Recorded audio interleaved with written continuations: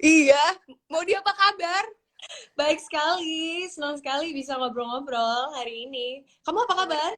Baik, Modi, sehat-sehat. Lagi sibuk apa aja sebagai Ah, seorang liwet ya? Juga congratulations by the way, Modi. thank you so much. Yay, I'm married. Uh, tapi actually hari ini lumayan banyak aktivitas untuk G20 juga. Tadi pagi ke sana, ada interview dan sebagainya. So, back to work. Back to work ya, bukan back to, tapi back to work. Udah harus kembali lagi walaupun masih dalam fase-fase romansa setelah menikah, tapi pekerjaan menjadi luar biasa sekali Maudi Ayunda. Oke, selanjutnya karena udah ada Maudi di sini, kita akan mengundang juga narasumber kita yang gak sah kalau nggak segera kita undang untuk hadir bersama kita di sini. Beliau adalah staf khusus untuk penguatan program-program prioritas Kementerian Luar Negeri dan juga co-Sherpa dari G20 Indonesia. This is Pak Dian Triansyah Jani. Halo Pak Trian, selamat malam. Hai Hanum, hai Modi, how are you? Annyeonghaseyo Modi. I'm good. Halo Patrian. Apa I'm kabar? fine. Saya juga mau ikutan Hanum, congratulate you for the newlywed. Selamat ya, siapa? Jesse. Yes. Mas Jesse, selamat sama Mbak Modi.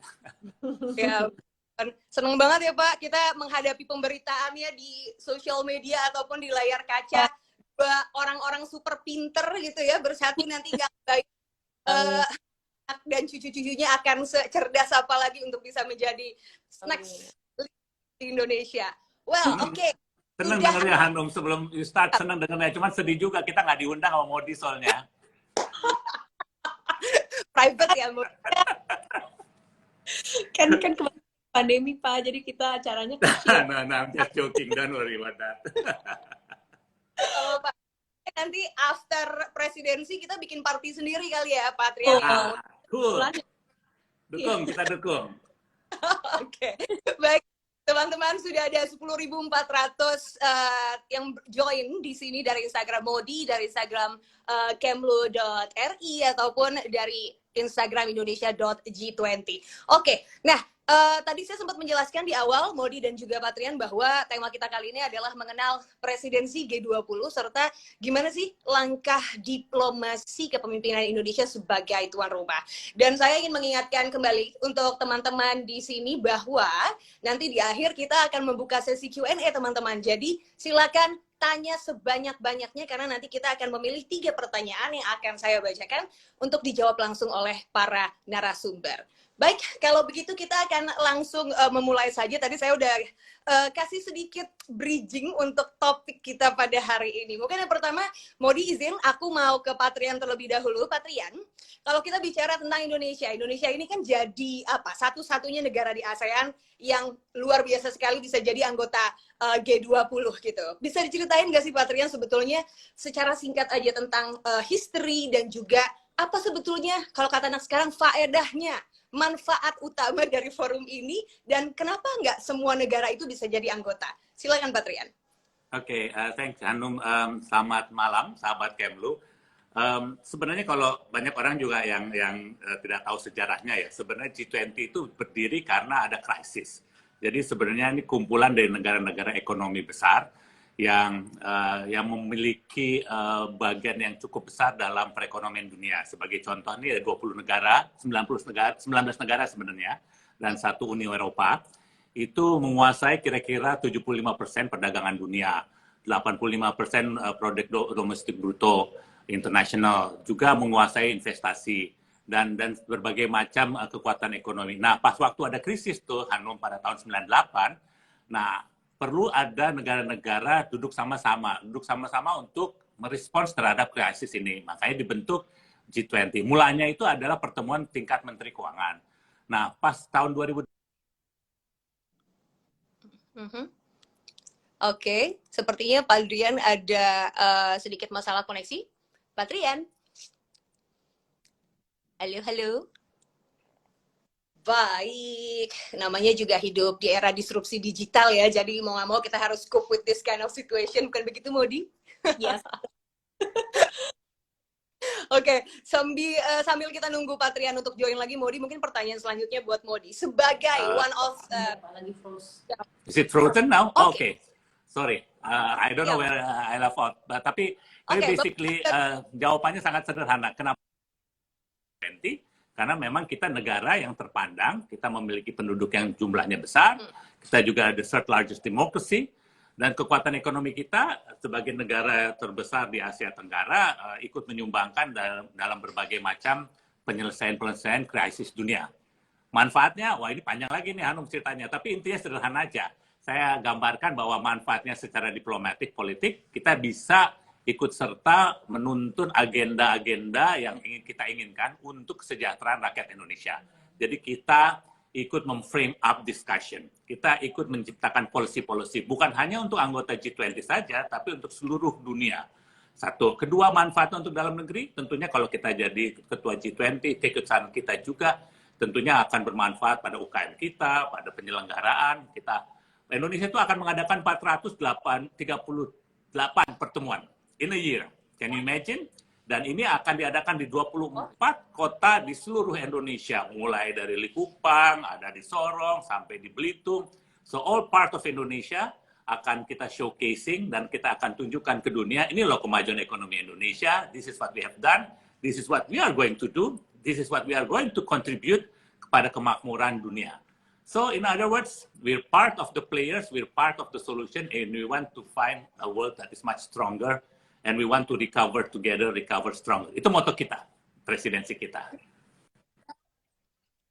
Together and recover Yep. stronger, itu motonya ya Pak ya. Tapi bicara tentang have to be proud of it. Kita juga berbangga sekali ada wajah Maudy Ayunda di sana sebagai salah satu tim utama untuk juru bicara di Indonesia khususnya ya untuk G20 ini. Nah, Maudy sebagai milenial, sebagai anak muda, sebetulnya gimana sih Maudy sendiri secara personal melihat G20 dan juga presidensi di Indonesia? Apa yang cukup menarik perhatian Maudy itu dalam presidensi G20 ini?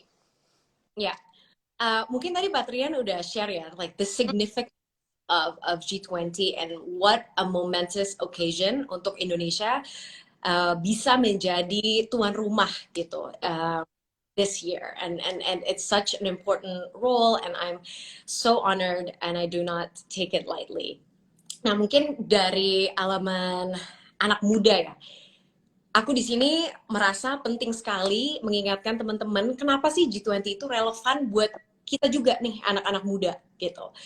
Simply speaking, karena hal-hal yang dibahas, isu-isu prioritas, tema yang diangkat dan di-frame di mana tadi Indonesia memiliki peran ya dalam itu sangat-sangat relevan gitu. So the three key priority issues, right? Digital transformation, global health infrastructure, and then energy transition. Itu semua adalah isu-isu yang akan sudah sangat mempengaruhi sekarang, tapi akan sangat membutuhkan peran kita ke depannya gitu. You know, the pandemic. What if another pandemic happens? How do we prepare for that? Jadi sebenarnya sangat dekat gitu, dan hal yang menjadi perhatian juga buat aku, salah satu alasan kenapa role ini sangat penting.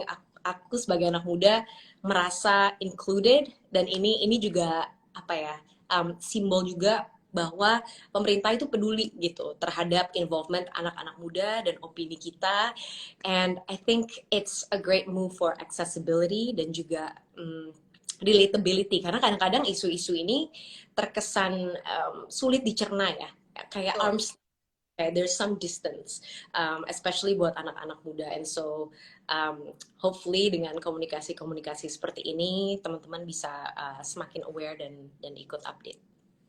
Oke, jadi kita sebagai anak muda dan milenial juga merasa keterwakilan kita sudah sangat lengkap begitu dengan kehadiran Maudy yang bisa mewakili suara teman-teman milenial utamanya ya untuk bisa berdiri sejajar begitu dengan para pejabat-pejabat publik mungkin seperti Patrian gitu ya untuk sama bahwa suara kita semuanya memang didengar sama pemerintah dan juga dunia supposed to be.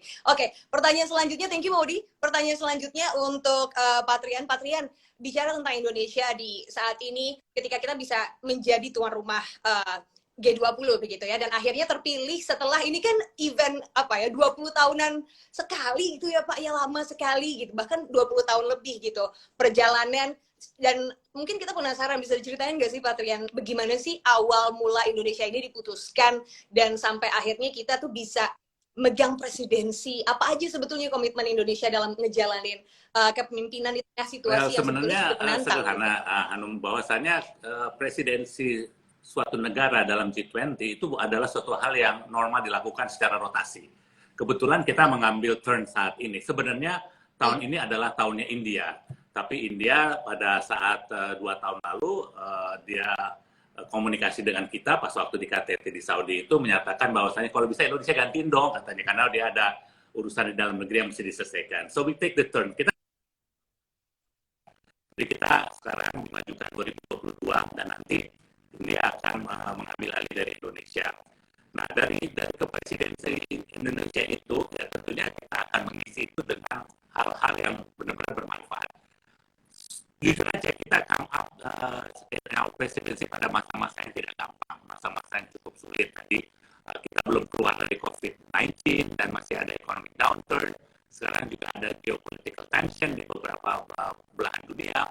Tapi saya yakin bahwa dengan cara kita memimpin, kebebasan kita untuk memimpin presidensi kita selalu diwarnai, bukan saja di G20 Hanum ya, di berbagai forum, mau itu di PBB, di Dewan HAM, adalah selalu sebagai negara yang pendiri non-blok, gerakan non-blok, kita adalah pendiri G7, kita terpandang sebagai negara OKI, kita memiliki credibility untuk dapat memimpin, karena kita selama ini mempunyai track record.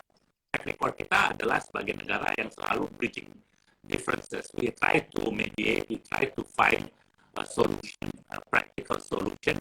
We try to, bukan cuma for the sake of discussion or narrative, but we want to find concrete things to be done. Nah, pas waktu presidensi kita ini, kalau saya bisa tekankan, target kita adalah something konkret. Jadi bukan cuma pakai kata-kata, tapi kita come up dengan project or program that are really focused untuk anak muda. Sebagai contoh, kita akan dorong digital literacy, kita akan dorong education, kita akan dorong a lot of things that are for the heart and mind of the young people. By the way, Pak Modi, saya juga termasuk golongan young people, loh, jangan lupa. Yang Oh iya, yang RH. Yes, ya. Tapi kita, yes Bapak, kita kalau udah nongkrong begini jadi kayak anak-anak seumuran aja. Apa saya perlu menggunakan kata guys? Enggak ya.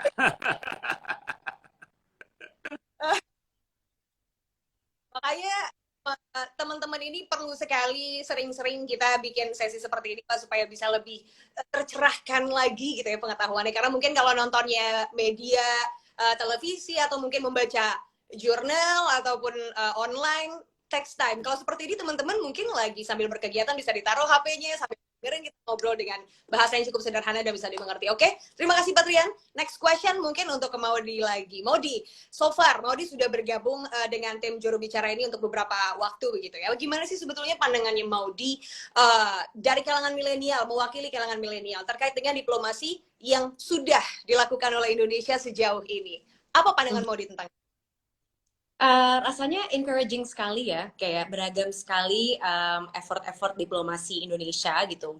Misalnya kita trace dari Bali Democracy Forum itu yang terjadi setiap tahunnya, atau Asian Games kemarin yang tahun 2018.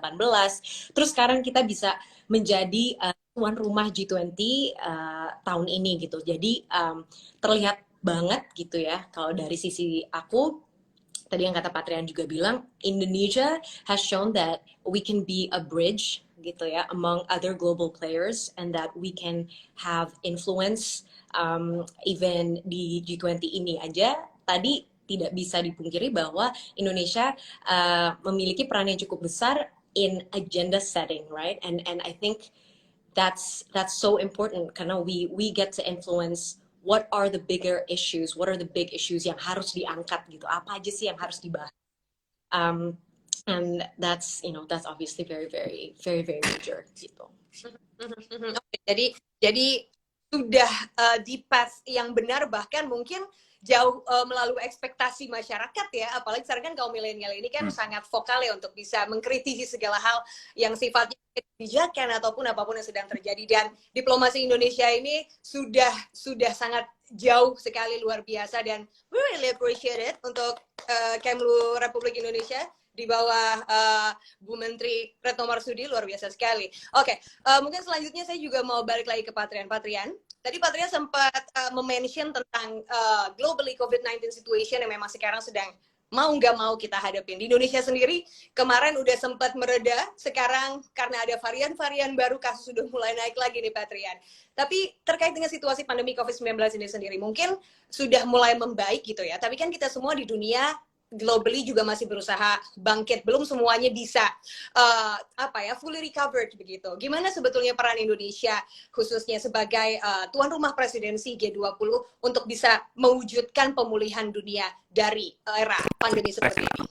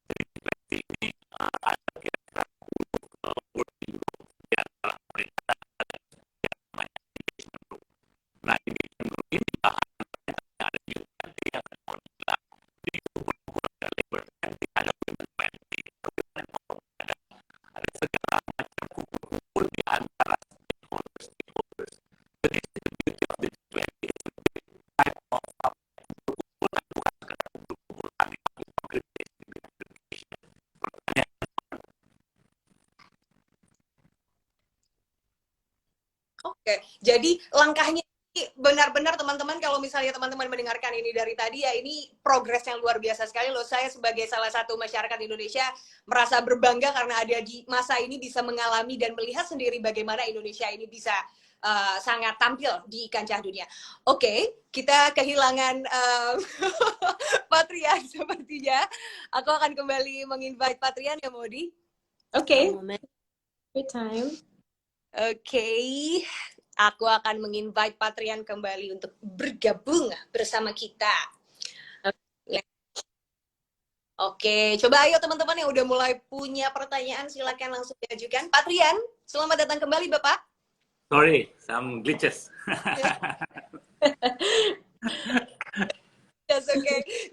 Pak, namanya juga koneksi internet ya, jadi mau nggak mau kita santai aja ngobrol lagi. Oke, pertanyaan selanjutnya untuk Modi, mungkin kurang lebih pertanyaannya sama. Kita bicara tentang amplifikasi. Modi ini kan bekerja di tim jubirnya G20 nih. Pasti kan orang pengen tahu banyak dong. Apa aja sih yang teman-teman lakukan di sana? Bicara tentang amplifikasi, pentingnya peranan presidensi G20 ini supaya apa ya, tercipta tindakan kolaboratif. Sekarang kan katanya eranya era kolaborasi nih, supaya ada tindakan kolaboratif untuk bisa sama-sama ngatasin efek pandemi di masa yang akan datang. Mewakili suara milenial, silakan Modi. Jadi salah satu hal yang kami kemarin ini sudah lakukan mungkin adalah penyampaian informasi yang lebih structure dan lebih formal gitu. Jadi itu bentuknya adalah press conference yang dilakukan di istana setiap minggunya gitu. Tapi kedepannya aku juga ada inisiatif gitu ya yang harusnya lebih efektif untuk sampai ke Gen Z dan millennials karena kita akan bertemu di tengah-tengah, maksudnya adalah membawa konten G20 itu ke platform-platform di mana Gen Z dan millennials itu berkecimpung. Maksudnya adalah you're talking about social media dan YouTube, TikTok, Reels dan sebagainya gitu. So mudah-mudahan teman-teman tungguin ya gitu karena nanti akan ada banyak conversations ini bareng Pak Trian tapi mudah-mudahan kedepannya dengan jubir-jubir lainnya dan juga dengan chairs of different working groups gitu untuk tahu lebih dalam update-nya.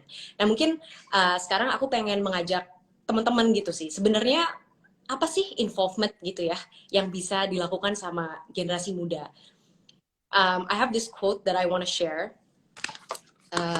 Ini by Confucius. Quote-nya adalah, to know what you know and what you don't know, that is true knowledge. Gitu ya.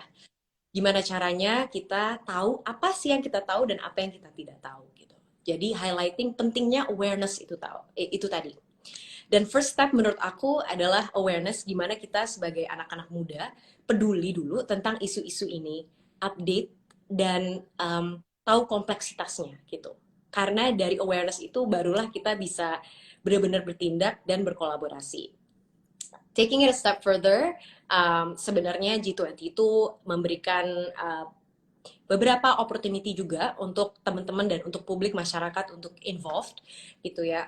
Beberapa tracks dan working groups itu memiliki informal sessions, di luar dari yang structured, yang seperti webinar atau talk shows yang bisa dihadiri teman-teman gitu ya. Jadi itu salah satu contohnya dan ada beberapa juga group discussions etc. yang juga masyarakat bisa akses gitu. Jadi mungkin itu a step in the right direction. Terus setelah itu juga tadi yang Patrian bilang, the goal of the G20 is actually have deliverables gitu. Jadi gimana caranya kita sebagai anak muda yang witnessing gitu ya proses G20 ini, gimana caranya kita bisa menjadi accountability bodies gitu, atau membantu agar policies ini atau diskusi-diskusi ini nggak berhenti di situ saja, tapi juga ada follow through-nya gitu setelah G20 ini rangkum seperti itu. So there's actually a lot that we can do as young people. Oh, nice. Jadi aku pengen ngulang. True knowledge itu adalah untuk mengetahui apa yang kamu tahu dan apa yang kamu tidak tahu. As simple as that, teman-teman. Intinya, mau dulu dari dalam diri sendiri. Kalian ingin tahu soal bagaimana memajukan negara ini dengan cara yang sederhana? Quote-nya Maudy tadi itu luar biasa banget. Tadi quote-nya siapa, Maudy? Sorry? Confucius.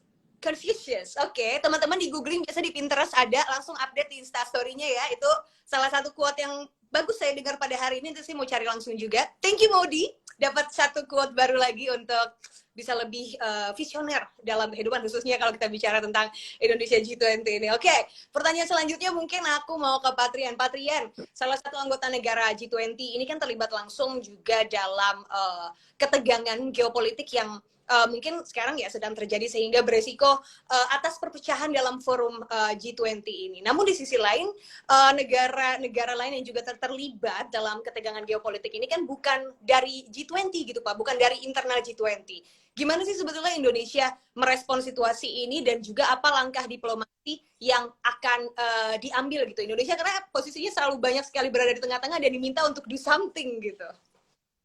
Oke, that's a very good question ya Hanum ya.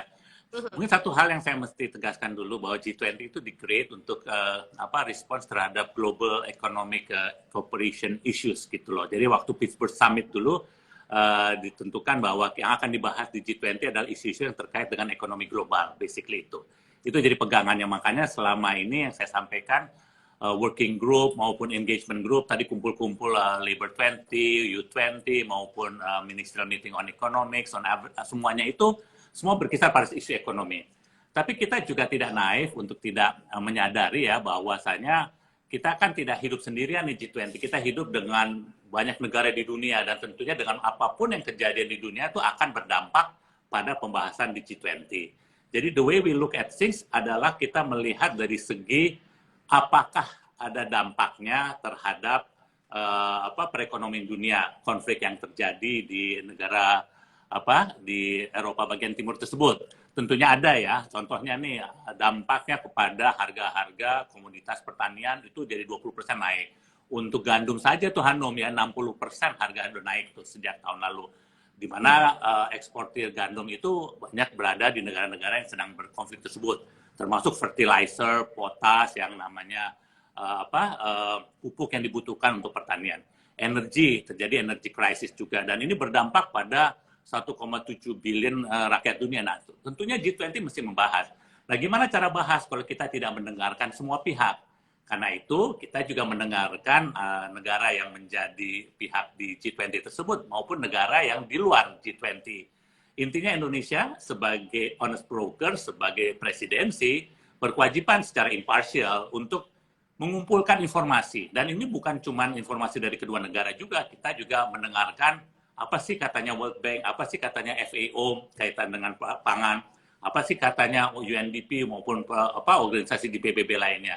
Nah, kita kumpulkan ini semuanya, ide-ide ini. Nah, sekarang pertanyaan berikutnya adalah apa yang akan dilakukan oleh G20? Nah, ya kita akan lakukan, tentunya kita akan address kesulitan pangan di dunia tersebut yang berdampak di negara-negara Afrika dan semacamnya. Kita akan mengadres isu energi, kita akan mengadres isu-isu segala yang ada yang tadi terkait dengan isu konflik tadi.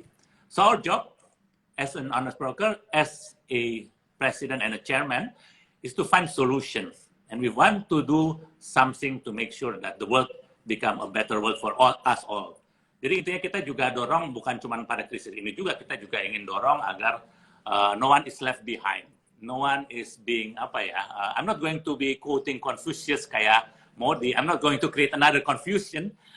Tapi what we're trying to do is we're trying to be a problem solver. And of course, langkah diplomasi kita laksanakan, kita Presiden sudah berbicara dengan presiden-presiden, counterpartnya, Menteri Luar Negeri, Menteri Keuangan, saya sendiri, kita lobby tiap hari, ketemu dengan Sherpa didatangin, Bu Menlu saat ini sedang berada di berbagai belahan dunia, dan dalam waktu dekat kita akan adakan Foreign Ministerial Meeting G20 pada tanggal 7-8 Juli ini. Kita kumpulin nih Menteri Luar Negeri ini, kita akan bahas yang tadi kita sampaikan mengenai dampak krisis yang terjadi di Eropa Timur tersebut terhadap perekonomian dunia. So we want to talk to each other, to talk to everyone, to try to find the best way to address the issue. As simple as that. That's diplomacy. That's diplomacy. Luar biasa sekali. Terima kasih Pak Trian. Modi, mungkin ada tambahan terkait dengan ini, pertanyaan yang sama? Silakan Modi. No, that's enough.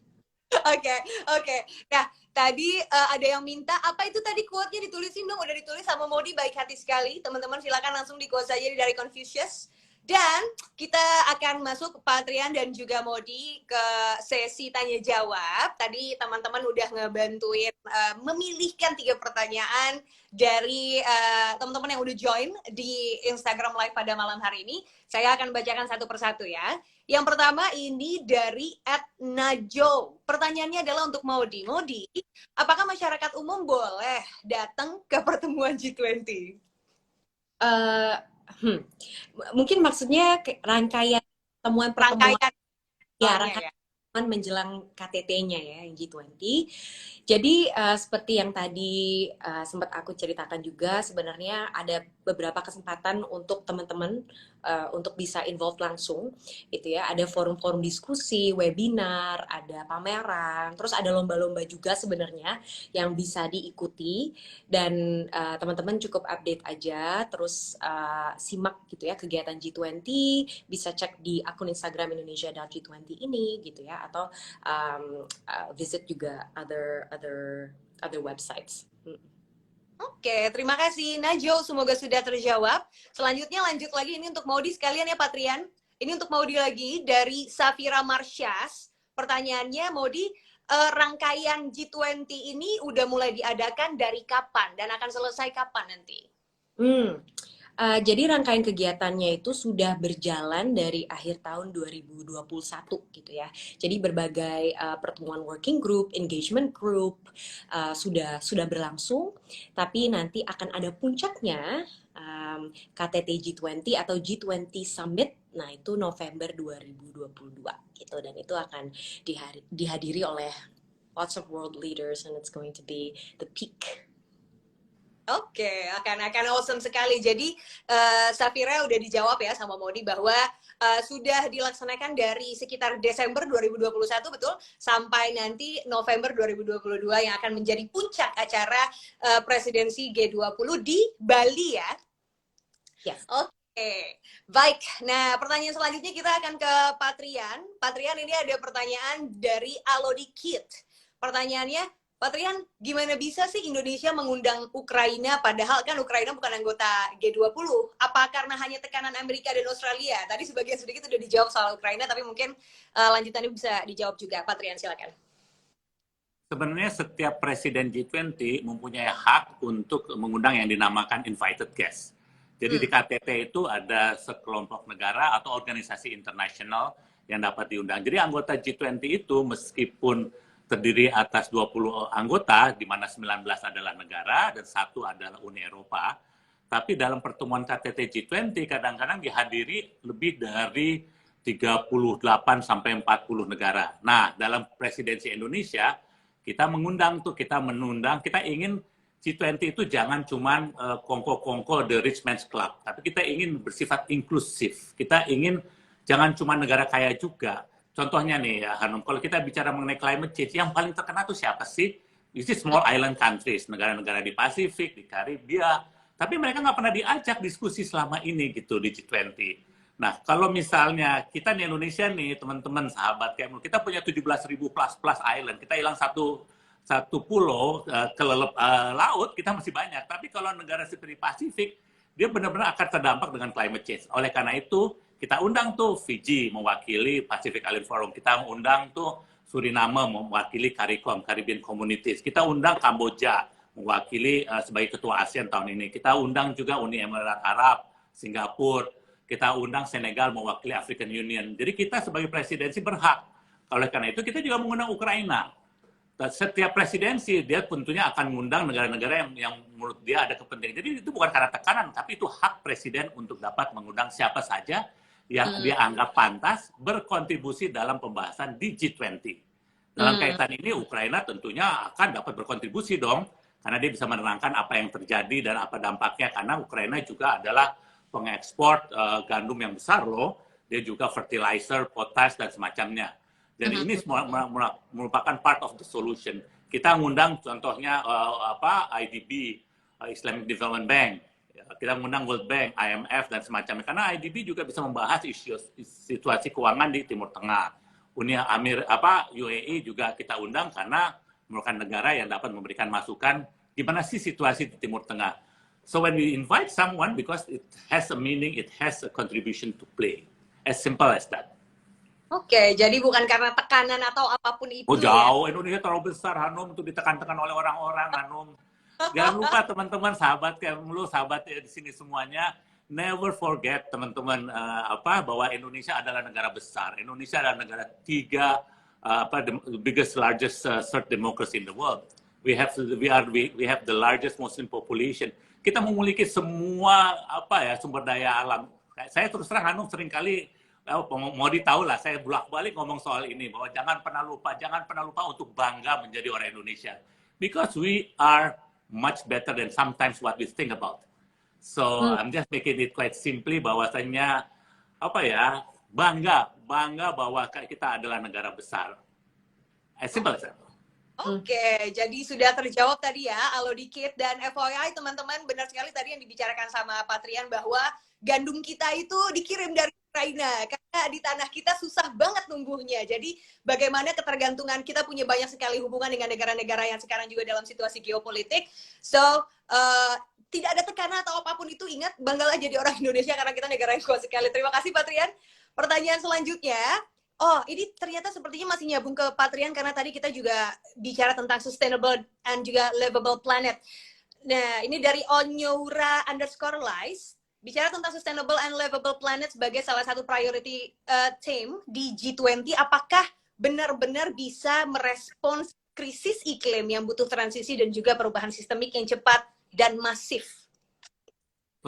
Justru kita sekarang mendorong, tentunya ada yang namanya working group, ministerial meeting on environment and energy juga. Nah, kita kawinkan juga antara link antara energi dengan environment. Makanya prioritas yang tadi mau disampaikan, 3 prioritas kita adalah energy transition. Kita ingin transisi ke energi yang renewable energy.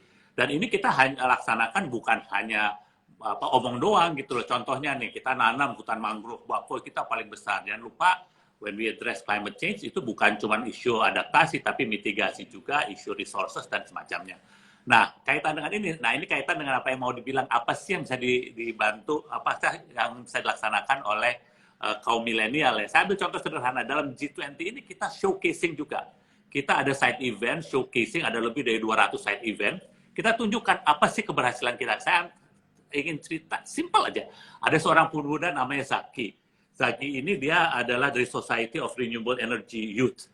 Dan sebagai youth itu, dia mengkampanyekan penggunaan solar panel di berbagai kampus-kampus di Indonesia. So he has a chapter in several campus, dan dia create solar panel. It looks like simple, tapi kan multiplier effect. Dan ini kita showcasing pada waktu pertemuan G20. Kita nggak bicara cuma penggunaan energi dalam bentuk 20 million atau billion dollars, tapi small thing becomes a multipliers and becomes things that are really matters. Jadi kembali lagi untuk menjawab pertanyaan itu, kita bukan cuma omdo, kita juga laksanakan, dan youth kita berperan. And I'm proud to say that he has made a lot of differences. Nah, jadi kita selain pushy juga kita mendorong teman-teman ini, terutama milenial, anak-anak muda atau siapapun memang berkarya untuk bisa bicara tentang sustainable ataupun keberlangsungan lingkungan dan juga perubahan iklim yang khususnya ada di Indonesia, mungkin juga akan berkontribusi besar untuk dunia. Terima kasih Pak Trian. Pertanyaan selanjutnya, balik lagi ke soal milenial. Ini pertanyaannya dari Siska.wdyn, Widin mungkin, underscore. Pertanyaannya untuk Modi. Mungkin ini mengulang lagi, tadi Modi udah sempat bicara tentang ini.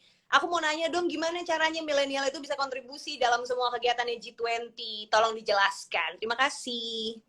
Oke, di-share lagi ya. Kontribusi yang utama, yang tadi aku bilang, I think reading, staying updated, staying curious, rasa ingin tahu itu penting, karena hanya dengan kita tahu, dari situlah kita akhirnya bisa benar-benar mengambil langkah dan tindakan-tindakan ya untuk solving issues gitu. Terus yang kedua, memang ada banyak kesempatan-kesempatan, mau itu forum-forum informal, discussion, lomba, webinar, talk show yang memang dijalankan oleh masing-masing working group, dan itu bisa dicek di Instagram Indonesia.G20. Dan kedepannya juga harapannya sih sebenarnya setelah G20 ini, G20 the discussions can go beyond this year gitu, dan memang bisa ditindaklanjuti ke depannya. Dan yang seru sebenarnya juga satu contoh aja, forum Y20 itu juga sempat misalnya come up with 6 steps gitu ya, when it comes to climate change. Apa sih hal-hal yang benar-benar kita bisa lakukan as an individual person gitu. Dan itu tadi aku share juga to the press, to the public gitu ya. Ada the 3R, ada berpartisipasi dalam menanam pohon, etc., solar panel, supporting that. Jadi kalau kita kalau kita update cukup detail, sebenarnya akan ada banyak tactical insights juga yang bisa kita dapatkan dari diskusi-diskusi yang dilakukan. Oke, saya boleh nambah semoga teman Hanum. Silakan Pak. Boleh Pak. Oke, saya hanya menambahkan dengan satu quotation, namanya Janis quotation. Not knowing, not laughing. Tak kenal maka tak sayang. Bukankah itu Maudi? Bahasa Inggrisnya not knowing, not laughing. Not knowing, not... It's a Janis quotation, by the way. Quote-nya Pak Trian sendiri. Yes. Oke, teman-teman. Jadi, bahkan dulu rasa keinginan keingintahuannya dari dalam diri untuk mengenal lebih banyak lagi. Teman-teman punya purpose apa untuk merubah, untuk menjadi agent of change demi memajukan Indonesia di mata dunia. Mungkin ini salah satu timing yang tepat teman-teman. Kalau bukan sekarang kapan lagi gitu. Jadi ayo segera dipanaskan mesinnya supaya lebih kepo lagi dan lebih ingin tahu supaya kita bisa maju bareng-bareng ya. Oke, pertanyaan selanjutnya ini dari Munbo Moro. Gimana Bunda Budi dapat mengikuti G20 dan apa yang kita dapat dari G20? Tadi udah dijelasin kayaknya sama Modi ya. Pertanyaan lainnya juga ini dari Tasa, negara mana aja yang diundang dalam G20 selain anggota? Tadi juga udah dijelasin sama Patrian. Banyak sekali ini pertanyaan teman-teman. Terima kasih untuk excitementnya ya, udah mengirim banyak sekali pertanyaan ke chat kita pada malam hari ini. Ini selanjutnya dari @niso414. Apa saja sih kontribusi nyata dari G20 terhadap daerah pelosok di Indonesia? Apakah ada perubahan yang signifikan? Lalu gimana dengan para pemudanya? Mungkin kita ke Patrian terlebih dahulu, nanti Maudi bisa menambahkan. Silakan Patrian. Banyak ya, kita makanya terus terang mengikut sertakan berbagai kota pemda, dan di samping U20 juga ada namanya Urban 20. Urban 20 itu kumpul-kumpul kota-kota di dunia, dalam hal ini diwakili oleh Jakarta dan Jawa Barat, DKI Jakarta ya. Nah, tapi kota-kota pertemuan G20 itu yang jumlahnya 438 pertemuan selama setahun, ini banyak sekali. Sebagai contoh, pas waktu di Turki cuma 70 pertemuan. Nah, kita ngadakan di 24 kota. Nah, sampai diadakan di daerah-daerah juga, sampai Likupang, Manokwari. Kemarin U20 mengadakan, bukan kemarin, akan diadakan beberapa hari lagi di Manokwari, sebagai contoh. Nah, ini pemuda-pemuda juga diikutkan dalam banyak hal. Di Bali atau Labuan Bajo, mereka diikutkan dalam kaitan dengan cara culturalnya. Kita juga akan menggunakan berbagai kesempatan. Contohnya nanti bulan September, untuk teman-teman supaya ketahui juga, akan ada yang namanya Ruatan Bumi, which is Culture 20. Jadi kebudayaan kita akan kumpulkan berbagai musisi, artis-artis di Borobudur. Kita akan bumi itu diruat lah basically. Kita ingin dunia sebagai damai. Jadi bukan cuma substance, bukan cuma isu-isu berat seperti isu politik, ekonomi dan budaya dan yang lain-lain, tapi juga isu-isu yang people to people interaction, isu-isu konkret yang tadi saya bilang. Nah, di sini yang kira-kira di mana pemuda-pemuda di daerah bisa ikut sertakan tuh, bukan hanya dalam kegiatannya aja, bukan hanya meetingnya saja. By the way, banyak juga loh yang namanya side event itu yang tadi mau dibilang juga, yang bisa diikut sertakan atau semua bisa ikut serta dalam pembahasan. Dan ini biasanya di engagement group tadi. Mungkin itu aja. Oke, Maudi, boleh ditambahkan karena ini ada kaitannya dengan impact ke pemuda-pemudi terkait dengan movement. Senang sekali waktu sempat diskusi dengan teman-teman Y20, salah satu hal yang sangat diprioritaskan adalah keberagaman dan inklusivitas gitu ya. Jadi seperti yang tadi Pak Trian ceritakan juga, dari penempatan gitu ya, lokasi working group discussions dan lainnya itu juga dipikirin gitu, gimana caranya tidak hanya di ibu kota yang besar saja, tapi juga bisa mengajak keterlibatan anak-anak muda yang di daerah gitu. Dan itu benar-benar dibahas dan bukan cuman itu, tapi juga kelompok-kelompok marginalized gitu ya, mau itu kelompok difabel, etc. gitu, juga diberikan ruang dan platform yang lebih gitu agar bisa ikutan dalam diskusi-diskusi ini. Jadi dari elemen itu sih aku juga begitu diskusi sangat-sangat terinspirasi ya dengan effort-effort yang seperti itu. Terus itu di luar dari dampak ekonomi yang pastinya mungkin terasa di kota-kota tersebut gitu, dengan adanya acara-acara seperti itu untuk small businesses yang mungkin di sekitar area tersebut, dari sisi tourism dan sebagainya. Jadi dampak ekonominya pun tentu ada gitu. Oke, impactful sekali. Jadi teman-teman yang di daerah remote begitu, remote area ataupun teman-teman yang ada tadi ada yang tanya, apakah akan ke Kalimantan Barat juga? Semuanya pasti nanti akan tersentuh juga ya, Modi dan juga Patrian. Oke, Bye.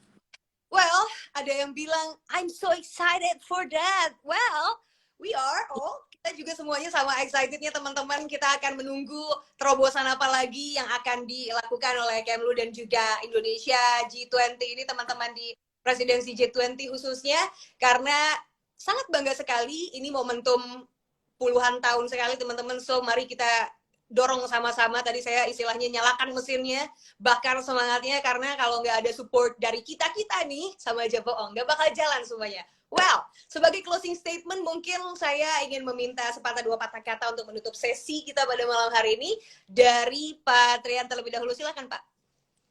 Wow, apa ya closing statement? Closing statement saya sederhana. Don't forget that ini bukan gawaian Kemlu, bukan pekerjaan pemerintah, tapi ini adalah presidensi G20 ini adalah milik kita bersama. Jadi saya harapkan tentunya keikutsertaan semuanya mensukseskan, mendukung, sebarkan berita-berita baik, sebarkan keberhasilan-keberhasilan kita dalam berbagai sektor, yang saya bilang tadi showcasing. Mungkin waktunya kita untuk menunjukkan ke dunia, netizen-netizen, teman-teman semua, bahwa Indonesia adalah suatu negara yang besar, negara yang memiliki banyak kelebihan-kelebihan, tentunya kelebihan dari milenial-milenial tersebut. Dan tentunya terakhir mungkin Hanum, jangan lupa follow @dtdjani. Is it right? Ya. Yeah. I think we are like, satu hal yang saya lupa untuk tadi yang tanya mengenai sustainable development ya, kita tunjukkan dengan bukti konkret pada waktu kita mengadakan pertemuan pertama G20 pada bulan Desember tahun 2021, kita gunakan mobil-mobil elektrik. Nanti pas waktu KTT kita akan menggunakan mobil elektrik, kita akan menggunakan bus elektrik di Bali, kita akan tunjukkan kepada dunia, look, we care about the environment, we care about the world, we want to find solution, and we need all of you to be with us together, including our millennials. We need your help, to be frank, karena millennials ini yang akan menjadi, ini mungkin klise ya Modi ya, Hanum ya, kayaknya saya, but I do believe it, that the next Indonesia will be lead by all those smart millennials. And that's why we're pushing for digital literacy in Indonesia, in G20. Thank you. Terima kasih. Aku jadi merasa tersemangati juga, Pak. Harus bisa lebih mengembangkan lagi digital literacy, karena mungkin kalau yang selama ini kerjanya tentang digital cuma sosmedan doang, teman-teman, bersosial bisa lebih dari itu. Please do, ayo isi kepala kita dengan banyak hal-hal baru, termasuk salah satunya adalah bicara ataupun mengerti lebih banyak tentang G20 ini. Well, Modi, silakan. Baik. Mirip sama Pak Trian juga, ingin mengajak teman-teman untuk terlibat dan peduli gitu. Karena memang isu-isu yang dibahas di G20 presidency ini adalah isu-isu yang membutuhkan collective action atau aksi kolektif, atau juga behavioral change gitu ya. Jadi perubahan behavior yang cukup besar gitu. Jadi walaupun terkesan isu-isu ini sangat-sangat makro, tapi sebenarnya turunannya ada banyak hal-hal mikro yang kita bisa lakukan setiap harinya sebagai anak muda maupun sebagai masyarakat Indonesia seperti itu. Jadi mungkin itu aja, pengen mendorong teman-teman update terus. Nanti juga ikutin update-nya. Semoga segera kita akan membuat konten-konten di YouTube dan di sosmed yang pastinya akan lebih asik. Hey, thank you Modi. Terima kasih Pak Trian.